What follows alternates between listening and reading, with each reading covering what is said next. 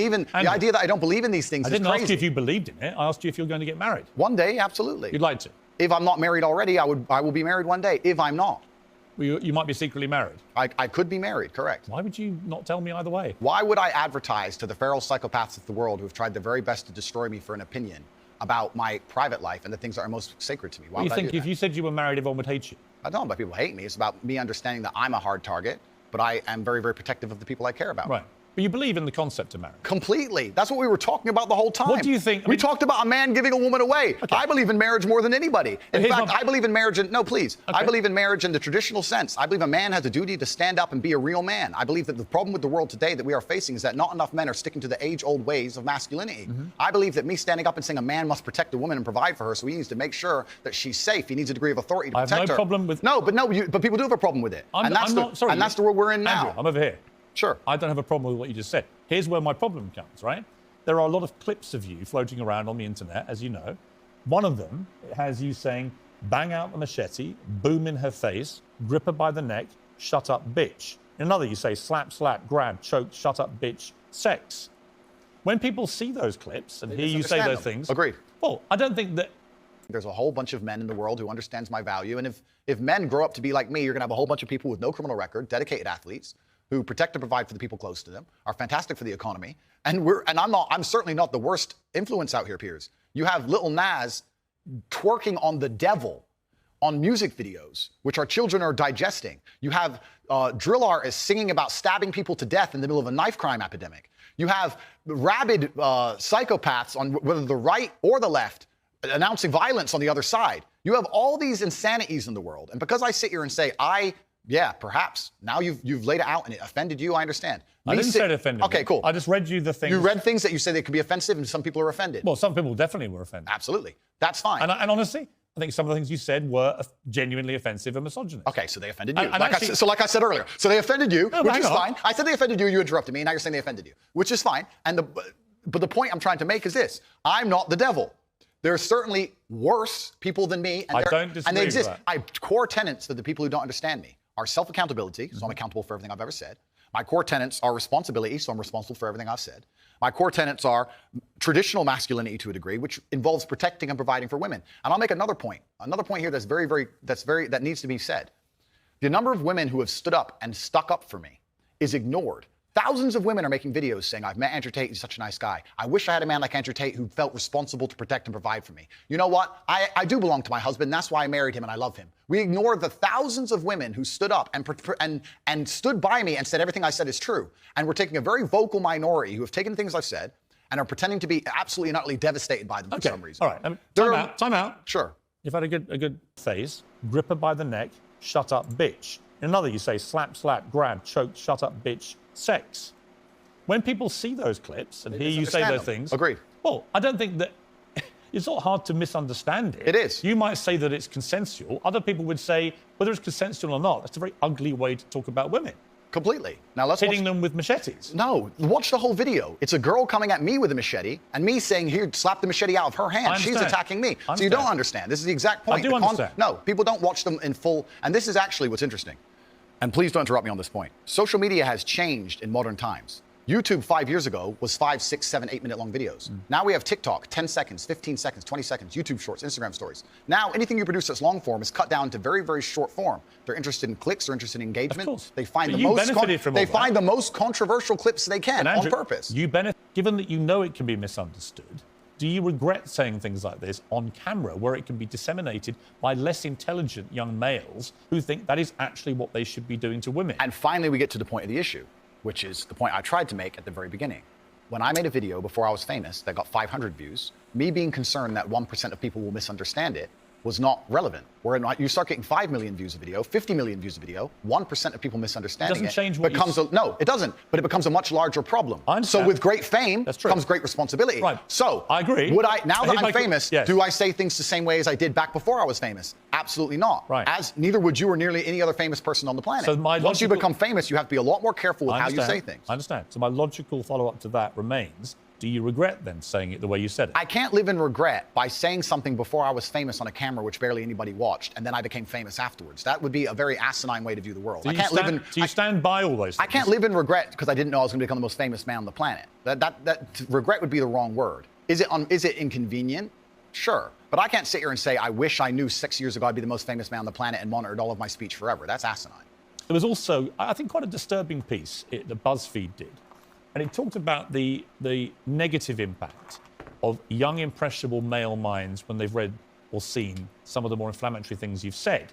And they quoted, for example, Sandy, 22, from Washington. My father's gone from a man who minored in women's studies in college, who was kind and in touch with his emotions, treated all people, men and women around him, with kindness, to a man who says that whenever he sees an effeminate male stranger, he gets an overwhelming urge to murder them. He loves podcasts. He listens to a lot of podcasts. I know he's listened to Andrew Tate. Whoa. Let's stop for a second. Let's be professional here, Piers, because you're a professional, as am I. First, she said, did you say that my father went? She said, my father has gone. Her father. That's a full-grown man, firstly. So we're talking about my impact on children. You just talked about a full-grown man here. Secondly, I've never talked about murdering effeminate men in anything online ever, in any context ever. So I don't know why they have taken some random person I've never met in the world who's full-grown, an adult, and come to their own conclusions who I've never met and lumped his name in with mine. That is absolutely unfair on every level. I didn't read this BuzzFeed. I didn't read this BuzzFeed article, but after hearing the first point, I know it's trash. That is complete garbage. I'm the reason this man believes what he believes. I've seen a quote from you. I said the reason I am so popular and I'm so famous is that there's a large contingent of men who don't want to wear makeup, who still want to make money, go to the gym, be strong, drive a fast car, be traditionally masculine, and don't want to be shamed for that, and they don't want to be called toxic for that. That is the reason I'm so massively famous. That is what I said. What do you think of transgender people? That's nothing to do with me. I'm not transgender, and I don't understand the issue like they do. Are you transphobic? Do you consider yourself that? Transphobic? What? Afraid? Well, it kind of, yeah. You have I don't live in fear, my friend. I have no problem. You have a dislike of transgender people? I don't know any transgender people. Do you have a dislike of what they stand for, what they are? No. Why would I? I don't know. That's not my issue. That's not my issue. And that's actually quite interesting because when I was attacked, a lot of these stupid articles like BuzzFeed, because it's ridiculous, that first point proves anyone with a brain knows that that's garbage. When they attacked me, they lump a whole bunch of things in together. They say misogynistic, racist, transphobic. They just put them all together at random. I'm mixed race. By the way, I don't know where they get these. They just get these buzzwords and put them in a sentence. By the way, I completely agree. So you support transgender people? I support individual liberty. I'm a libertarian. Yeah. So you support transgender people? Sure. Why not? Exactly, yeah. So, but my point is, as a whole, you're saying that I'm saying I don't want to see men in dresses. I'm saying no. You support gay people? Sure. Yeah. I'm saying there's a large contingent of men in the world who like the idea of the traditional masculine view of the world, who feel happy when they watch 80s action heroes with big muscles and they run around. And there's nothing toxically masculine about having a fast car and a beautiful girlfriend and making a bunch of money. And nothing at all. Absolutely. And those are the people who are my fans. But the problem is, okay, I'm going to interrupt you just to say this. No. Okay, but you're saying that I have a problem with men in dresses. I'm saying no. The people who watch my content. Answer that question. You've answered. Yeah, but the people who watch my content don't want to see men in dresses. Clearly, I don't wear a dress. That's the point I'm making. That's not why they're watching your content. No. You're not wearing a dress. No, but that's the point I'm making. That's the point I was making. There's a large contingent of men who are not interested in the things that perhaps the YouTube algorithm's trying to feed them. I think there are lots of... Look, when you support masculinity and masculine traits, I'm with you, right? Okay, so you agree a man should protect and provide for a woman? Absolutely. Okay, so you agree if you were walking down the street with a woman, you'd be responsible with her safety? Yeah. Cool, absolutely. So if that woman wanted to walk alone I don't think I have authority over the woman as we do that. Okay, so let me ask you another question, Piers, because we are professionals. Let's say your woman decided she wanted to take a nice little walk through the south side of Chicago at 2 a.m., and she wanted you to go with her, and you were responsible for fighting and dying on the spot if she was attacked. Don't you think you would say to her, no, we're not going out right now, it's not safe? Yes. Okay, so you'd have authority to make the decision. So no, I wouldn't. I would say, I don't think you should. If she decides to, it's her own volition. Well, if she decides, you're not going to stop her. I have no power to stop her. Completely. But you think you do. No, I don't think I have power to stop her. You clearly do. No, I think I have power to make the decision. I think, no, that's not sensible. So if you have the power to make the decision, you have the power to stop her. No, because that's where we differ. And that's why I think it's interesting about you. I don't think you really think through what you're saying. I think through what I'm saying so carefully. Yeah, but Andrew, what you've literally just said is that you have the power to stop her. No, I said I don't have the power to stop her. I'm not going to lock her in the room. I'm saying that... So if she wants to go on her own... Then she's going to go. Then you don't have authority to stop her. Okay, but as a couple, if we're going to sit there and decide if we're going to take this... You asked me, would I feel a sense of responsibility for her safety? Absolutely. Agreed. Absolutely. So let me finish, Piers. Would I have the power or authority to stop her doing it? No. No, of course not. So let me finish, Piers. You're not going to stop her walking out the hotel. Of course, it's her decision. She's a sovereign individual. My point is that usually in a couple, you sit there as a team and you discuss, and perhaps on certain issues, the woman will know more about X and she'll decide X, and the man might know more about Y and he'll decide Y. So I'm saying if we're as a couple and we're sitting there and deciding, as a couple, as a team, and she says she wants to take this late night stroll, I'm going to say, you know what, I'm going to veto this one. I'm going to call But veto do you believe because in... it's dangerous, Right. which to a degree would give me, in that particular scenario, a degree of authority. If she said, I don't want to listen to you, Andrew. It doesn't give you authority. If she says, I don't want to listen to you, Andrew, I want to go on that walk, then what can I do? Say, well, then I you don't have authority. Then I wish you the best, my love. Then you don't have authority. Cool, then it's a semantic argument. Not really. I think It's the complete opposite of what you said you had, which was authority. No problem, Piers. No problem. But I think Let we me ask actually... you about, what do you believe about depression? Do you believe depression is a real thing? I believe that feeling depressed is real. I don't believe depression as a clinical disease is real, no. Really? Correct. You don't believe people can be clinically depressed? I think PTSD is very real. Unfortunately, I have some friends who suffer from that. I know that feeling depressed is real. I believe that the number one power you have against these things are trying to take control of your own mind and affecting your own life. I believe that it's not healthy to hand over all your power and believe that depression is an outside disease that you can't affect. I know that when I've had difficult periods in my life, and also many of my friends, like I've said, suffer from PTSD and been through terrible things. I've lived a very difficult life, and I know people who have, that the things that made them feel better is when they woke up and said, you know what, I'm not going to allow this to damage me anymore. I'm going to take responsibility. I'm going to get up and I'm going to fight this as hard as I can. And by the way, on that, I agree. So we agree. My favorite speech is the Rocky Balboa one. Okay, so then we agree. Okay, well, let me explain why. If someone comes to me and says, I'm clinically depressed or I feel very, very sad, I would say the first thing you need to do is stop accepting the identity of a clinically depressed person. Stop accepting you have no control over this. And what you need to do is stop identifying that way, and let's work together to try and fight against it. There isn't an eminent doctor in the world who would tell you there is no such thing as clinical depression. Who would not tell you that some people it's simply beyond their control. Johann Hari wrote a book saying exactly that, my friend.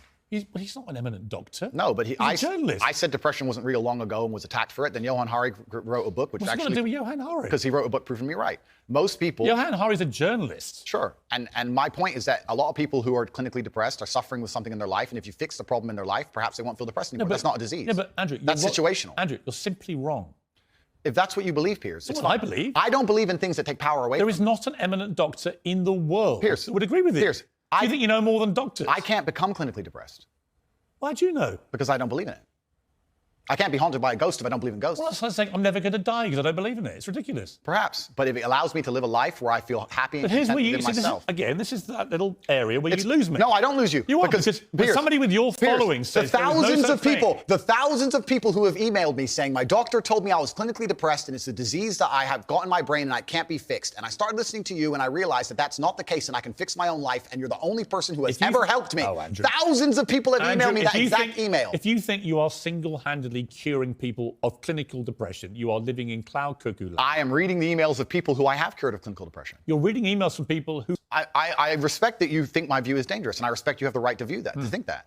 I think that clinical depression, I actually agree with you, is massively overdiagnosed. I've already said that PTSD is a very real thing. I've already said... hang on. Okay. Again, you're misquoting me. I did not say clinical depression is massively overdiagnosed. I said that people who claim to be depressed but don't have clinical depression... I believe feeling depressed is real. I do not believe it's a disease that you catch from the sky and you cannot affect. I believe that no matter what happens, I believe you have control of your own mind and you can fight against it. I believe if you change your circumstances in your life, you may feel different. I'll give you a quick example. I had a guy who emailed me saying he was clinically depressed and he was going to kill himself. I obviously am not a psychiatrist, I'm not a doctor. I told him, because I replied to my emails. I said, have you been to a psychiatrist? He said, yes, I'm clinically depressed. I've been on these pills, this amount of time. I'm on antidepressants, it doesn't work. I said, I don't know what to say to you besides this. And he said he lost his girlfriend, that's why I became clinically depressed. I said, listen, go to the gym, get a six-pack first. Once you've got a six-pack, email me again. If you still feel like killing yourself, I don't know what else to say to you. But I'd say, strong body is a strong mind, go train. He went, he started sending me progress pictures, emailing me him getting in better shape, and eventually got a six-pack. He's now a professional bodybuilder. And he said, I can't believe I was considering that. I feel so much better, etc. The doctor was telling him he was clinically depressed and couldn't cure it.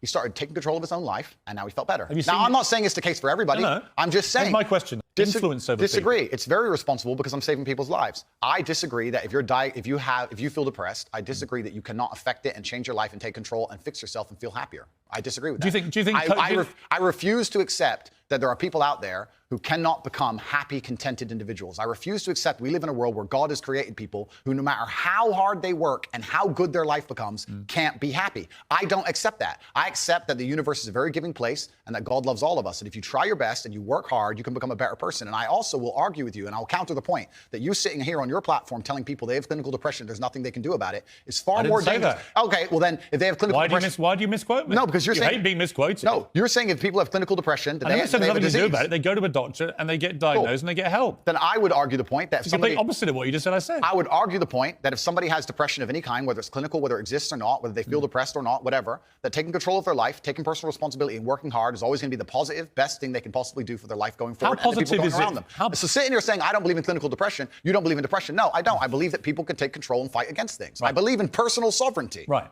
Fine. Good. So we agree. No, we don't. Yes, we do. No, we don't. You support his right to speak about things like Sandy Hook? I don't know Sandy Hook. I don't know. And you know what it was? It was a mass shooting. Of school children. Okay. But to sit and he... It's actually, no, let's stop for a second. Please don't interrupt me. Here's why I know why you're good at your job. First, you interrupt people a lot, which is good. It's a good skill. Actually, and then there you go, prove me right. On podcasts with rabid leftists and people who openly hate me. Is it wrong? I do a podcast circuit. Okay. So, and I don't know everything he's ever said. When somebody like... And I don't know what you're trying to get here because I did a podcast. If you let me get a word in edgeways, I'll tell you. It's a lame trick. If you let me get a word in, sure. I will tell you. Let's go. Are suffering from depression and the negative effects of online content. The coroner said she was exposed to material that may have influenced her in a negative way, and in addition, what started as depression had become a much more serious depressive illness, and she very sadly took her life. That's absolutely disgusting. Right. Her father... It's terrible. Her father's campaign for better protections against potentially dangerous social media algorithms, right? It says that the particularly graphic content she saw romanticized acts of self-harm, normalized her condition, and focused on a limited and irrational view without any counterbalance of normality. First of all, what is your response to that? Nothing to do with you. That's the first thing. Yeah, it is nothing to do with me. The fact that a 14-year-old girl took her life is truly sad. The world we live in today is... The world we live in... The fact that something like that happened is almost mind-blowing to me. That's truly sad. I actually feel sad inside to see something like that. This fact that they just said it's romanticizing the gory element. I don't know what she was watching, some kind of suicide videos thing. I don't know where these things are created. Do you think the tech companies should be much tougher about stuff like this?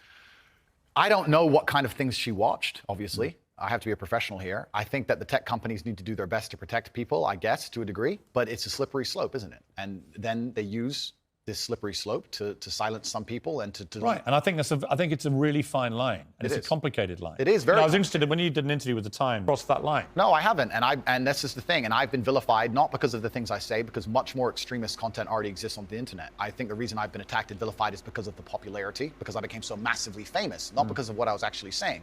So as a professional, I analyze that and I understand that, okay, I'm massively famous now and certain things have been taken out of context. However, I still do believe I'm a force for good in the world.